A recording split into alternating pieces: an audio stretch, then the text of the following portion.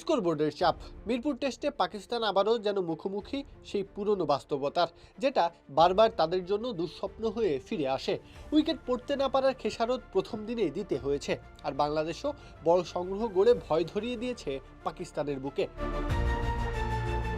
2024 সালে রাওয়ালপিন্ডি টেস্টেও একই ছবি দেখা গিয়েছিল। সেদিন ফ্ল্যাট ব্যাটিং উইকেটে পাকিস্তান 448 রান করে 6 উইকেটে ইনিংস ঘোষণা করেছিল।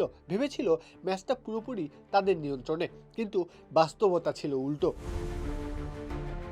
বাংলাদেশ শুধু সেই রান টপকায়নি, বরং 100 রানেরও বেশি এগিয়ে গিয়ে পাকিস্তানকে ম্যাচের বাইরে ঠেলে দিয়েছিল। এরপর দ্বিতীয় ইনিংসে চাপ সামলাতে না পেরে পাকিস্তানের ব্যাটিং ধসে পড়ে। এই অভিজ্ঞতায় এখন আবার নতুন করে আলোচনায়, কারণ মিরপুরের কন্ডিশন অনেকটাই সেই ধরনের পরিস্থিতি তৈরি করছে। পাকিস্তান এখানে উইকেট বুঝতে ভুল করেছে।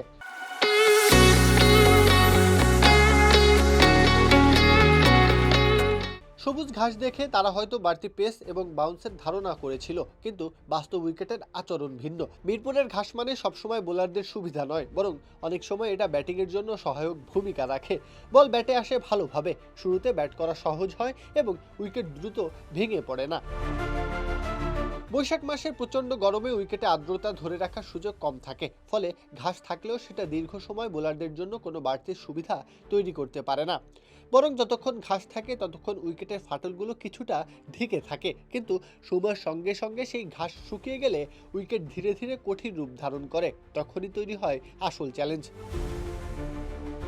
পাকিস্তানের সবচেয়ে বড় সমস্যা এখানেই, তারা উইকেটের এই পরিবর্তনশীল চরিত্রটা ধরতে ব্যর্থ। ফলে প্রথম ইনিংসের পরিকল্পনা একেবারেই ভুল, আর সেটাই পরে বড় চাপ হয়ে দাঁড়াবে। এখন ম্যাচের সবচেয়ে গুরুত্বপূর্ণ ফ্যাক্টর হয়ে দাঁড়িয়েছে স্কোরবোর্ড। বাংলাদেশ যদি 400 বা তার বেশি রান তুলে ফেলে, তাহলে পুরো ম্যাচের চিত্র বদলে যাবে, কারণ তখন পাকিস্তানের সামনে শুধু লক্ষ্য থাকবে না, থাকবে চাপ।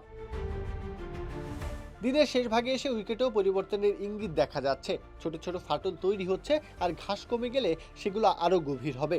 এর ফলে চতুর্থ ইনিংসে ব্যাটিং হয়ে দাঁড়াতে পারে বেশ কঠিন। বল কখনো নিচু থাকবে, আচমকা টার্ন করবে, কখনো আবার অপ্রত্যাশিত আচরণ করবে। এই অনিশ্চয়তাই ব্যাটারদের মানসিকভাবে আরো চাপে ফেলবে।